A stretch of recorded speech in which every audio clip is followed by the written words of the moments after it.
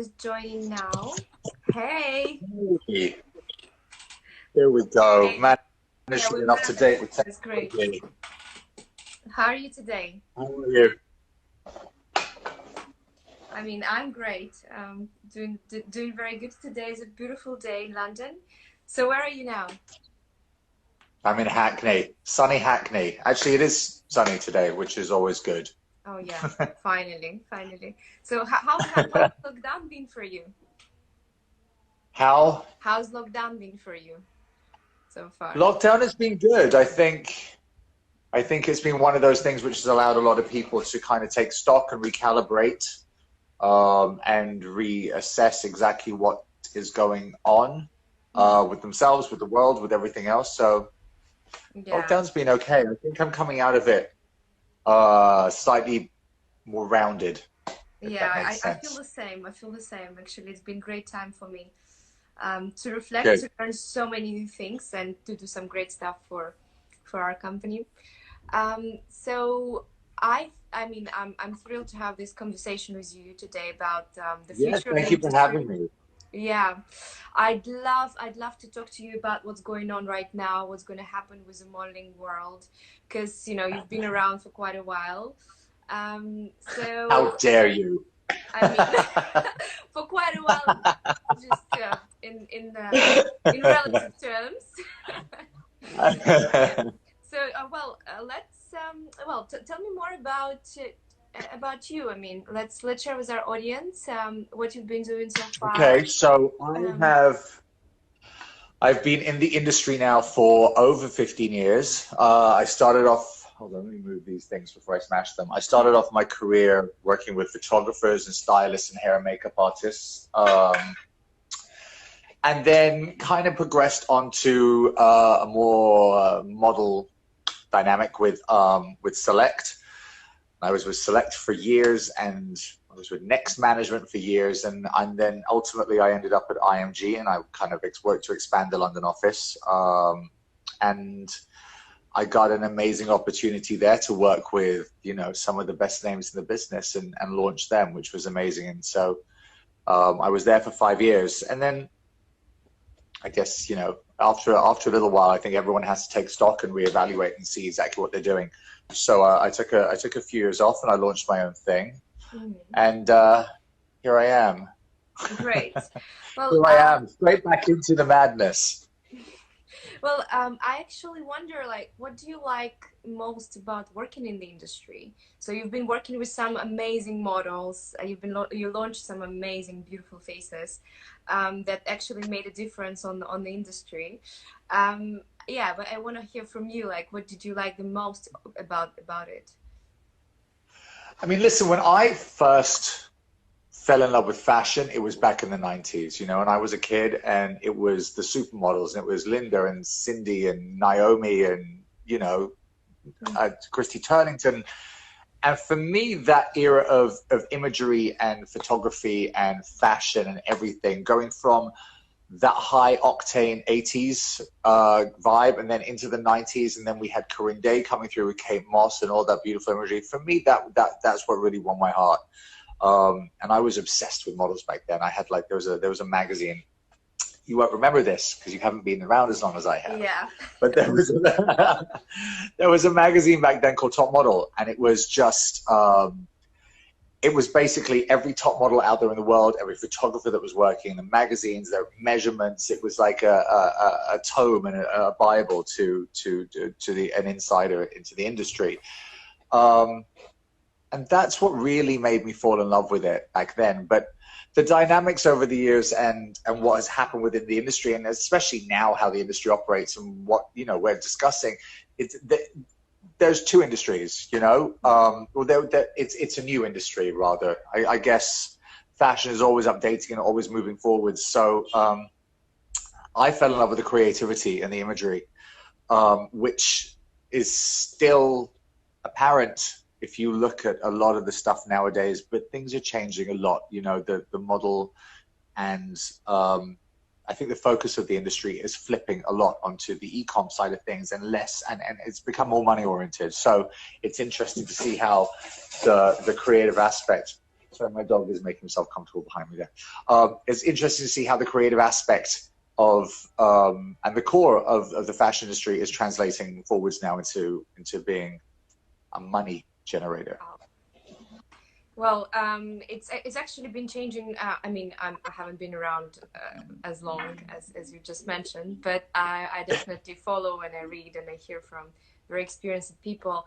It's changed a lot of them over the past years, and it's changing even faster right now.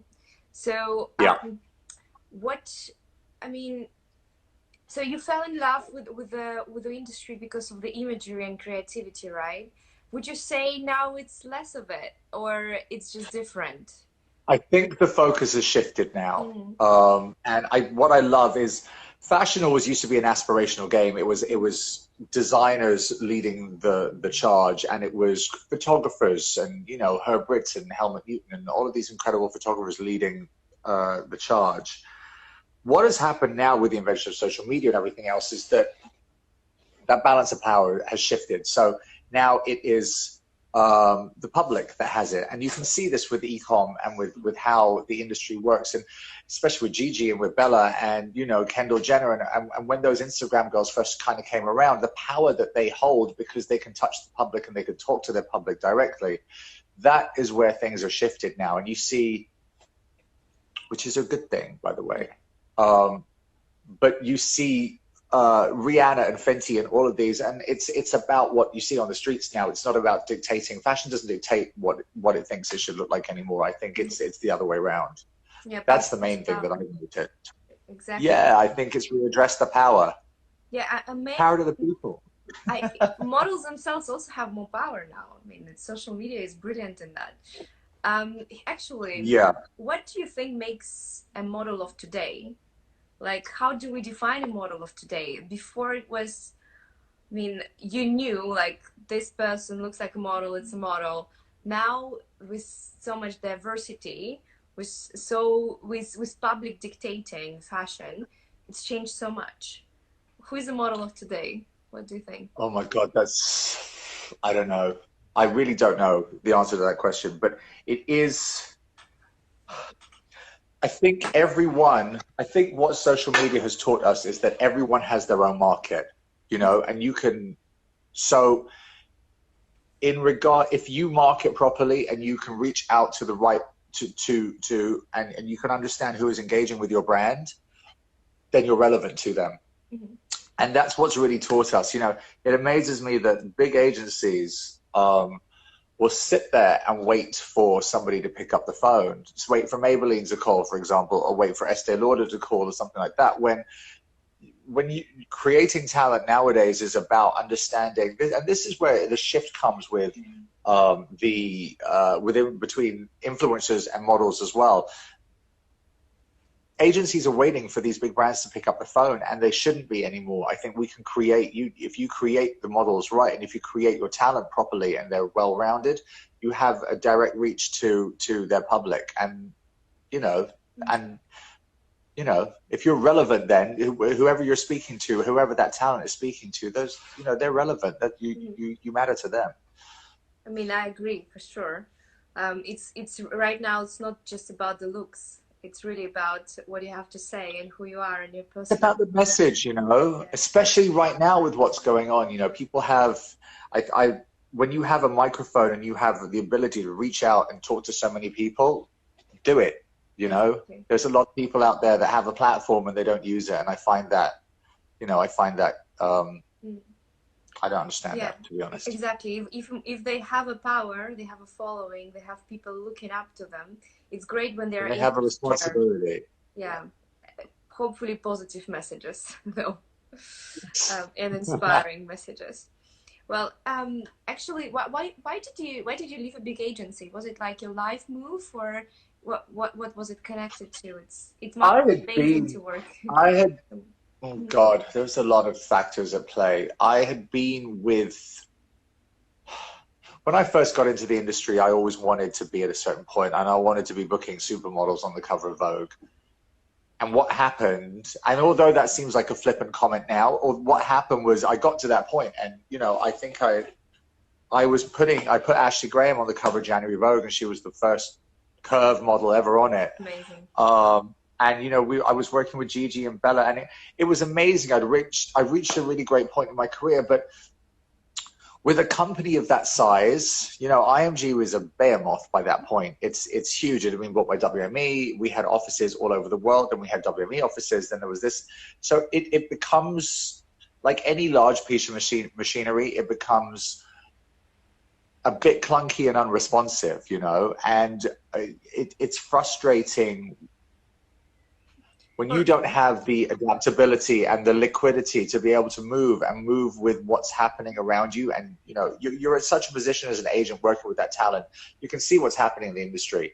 And if you're not able to move and respond to that, if all you can do is pick up a phone and book a cover, then it becomes frustrating. Wow. So you wanted to be able to do more of a change, right? I think so. I just, you know, I could see the industry moving. I mean, I left 3 years ago, and I could see the industry moving 3 years ago, you know, and 5 years ago, it was the shift had started.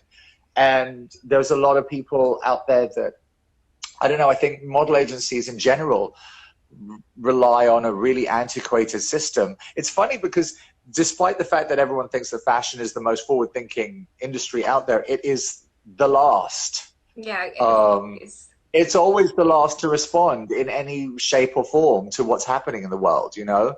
Even with influencers when they started coming in to work within the fashion arena. And it's bizarre when you sit there in big agencies and meetings and they're like, well, we don't know what's happening. You know, all the budgets are dropping for the models. And then they talk to the influencers, and the influencers are like, oh my God, it's great. We've got money. It's like, well, it's the same pot, people. Come on, do the math here. So, yeah, agencies need to update themselves.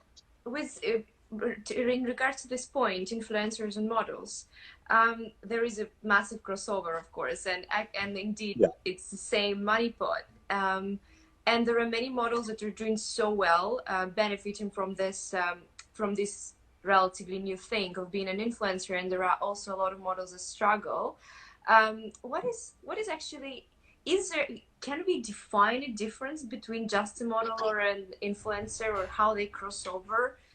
No, because I think what people are going to find now as well is that, you know, you've got two different tiers of models. You have your e-com girls, which are now the standard commercial working girls, and then you have your editorial girls. But we don't really have fashion shows anymore. You know, the UK has done away with that. It's now gone digital. New York may still be having them. They're not sure. I just what matters now, and what we've noticed, especially in these times now since lockdown, is that it's about the outreach, and it's about the story, and it's about the identity that brands are associating with.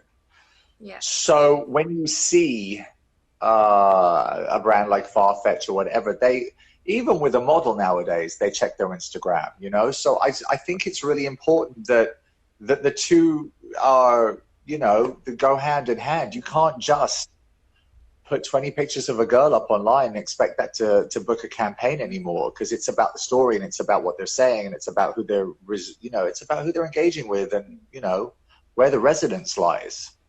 A brand needs to say something always. Yeah. What about, and they do that by them. What would be your advice to a model that is not yet there in terms of her ability to deliver a message by using a channel like Instagram, or by using any social media challenge with a big outreach?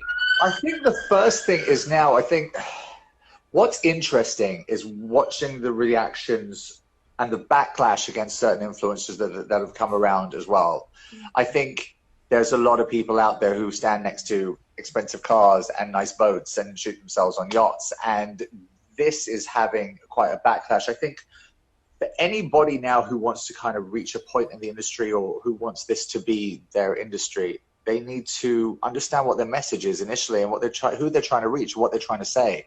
I don't think there's a lot of room left for hollow sentiment anymore. So you'd say you need to define your message, and you need to make sure you deliver it consistently. Yeah. I mean, listen, there will always be a role just for the, you know, for a standard model, I think. But I think if you're going to reach a higher level nowadays, then you have to understand what you're trying to say to people. Yeah, I actually love the fact that I'm not sure, I mean, the social media influence of the industry in a way where you have to have a say, you have to have a voice to be successful.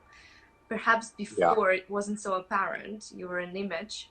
Now you're part of your Well, image this is to say. this is the irony. Like Kate Moss very famously never gave interviews because she didn't like to, and she, you know, people would twist their words and stuff. But that's where the flippers come. Like it's not about just how you look anymore, you know. Otherwise, you know, those supermodels were incredible, but we don't really have that kind of breed anymore, you know. I don't know if Gigi would be where she is without the outreach that she has and the power that she has. I don't think Kendall would, for sure. So it's interesting to see what's relevant and what counts now for brands and for clients and for the public. Exactly. So, what do you think models should do then today to succeed tomorrow? Now, I think it's a good question now because it's like downtime for many people. Now things have started picking up, but it's probably a good time to pay attention to yourself and think what shall I do to have my future even better than it could be. Well, following on from my point about hollow sentiment, I think there's a lot which is happening in the world now, which it doesn't matter from what sphere of life you're in and from what, you know, where in the geographically in the world that you are, you can see the impacts of both COVID and the Black Lives Matter protests everywhere around you. And I think that is something that people can really start to understand and start to, because it's hitting everybody. So it's a fairly good starting point to understand where you know, socially, where things are changing around you from, you know, for whichever talent is trying to put their, you know, their message out there and their stamp out there, to look at what's happening around you immediately, see the impacts around you socially, with your family, culturally, and then, you know, maybe start to comment on that. And Yeah. I think everyone has a way to move things forward now with the conversation. Yeah, I think so too. I think it's a great time to take advantage of your power that you have as a person that other people look at and use it as a way to deliver a certain message or promote a certain positive cause or something that matters to you. Yeah. I also think that everyone now has a social responsibility in regards to inequality in the Black Lives Matter thing, which is happening at the moment. I think every one of the younger generation has a responsibility to move forward and make sure that this new voice is heard and that there is equality out there, and not to allow, you know, everyone posted a black square a couple of weeks ago. Well, that's great, but, you know, to make sure that the timeline feeds are constantly updated, and this is you know, that this isn't going away. It's been what, 2 weeks of almost 3 weeks of protest now in the US, which is great, but until there's a change in the constitution, that needs to keep on going. Yes, so people don't treat it. It's a great time for people to start commenting, I think. Yeah, I agree. Then, well, what about this whole impact in terms of COVID, in terms of the global pandemic? I mean, the industry was quite stuck for the past few months, but what kind of impact do you think it's going to have on the industry? I mean, it's obviously a massive impact, but it's going to be huge. I mean, I think obviously retail is the first one that you see, because the high streets are shut, and, you know, and they're just reopening. And we've lost an entire season. Those clothes will never come. You know, that's such a lack of, you know, that's such a loss to everybody included.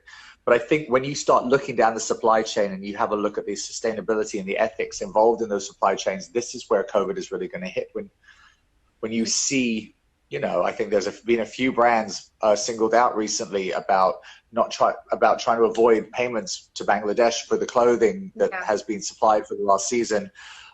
When you have a look at where the fashion is coming from and where the supplies are coming from in regards to cotton and, you know, and wool and all of these things, I think it's going to be very interesting to see how the supply chain is affected and how the global production is going as well, as a result of that. Because, you know, listen, at the end of the day, we couldn't continue producing or consuming the way that we were. So it might be a great change, actually. I think it would be a good change. You know, there was Marc Jacobs recently was being interviewed by Edward Enninful for British Vogue, and he said that they are going to go back to doing less collections every year because I mean, you can't have, what is it, 6, 8 collections or something like that. It's insane. Like, no one gets a chance to see them. Everyone's flying all the time, and who bloody wears them? So it's times, I think, to take a little step back and reassess and understand where things are going. I mean, e-com already is going through the roof, you know, and it was always going that way. So, I mean, I do hope that this time has actually given a lot of leaders and businesses to review the things that they've been doing before and come up with better ways to do so. Actually, from here, I would love to hear your thoughts on what do you think should change in the modeling world? I mean, in the fashion world, we obviously want it to be more ethical and sustainable, and modeling is a big part of it. And well, I do hope that a lot of executives in this industry also review their processes over the past few months. What do you wish would change in the modeling world? There's some stuff, I think, that I think we will miss. You know, I think go season castings and stuff like that are going to be pretty much a thing of the past now. And that is a shame, for when you find just an initial raw talent on the street and send them to a casting director and bang, they get Prada or they get whatever, you know, I think those days may be over. But further than that, you have to really see where the dust settles after this and how the fashion industry kind of, you know, tries to reform. I would love to see it be less exclusive and more open. I would love to see more. I mean, Naomi Campbell started the diversity conversation quite a while ago, but I'd love to see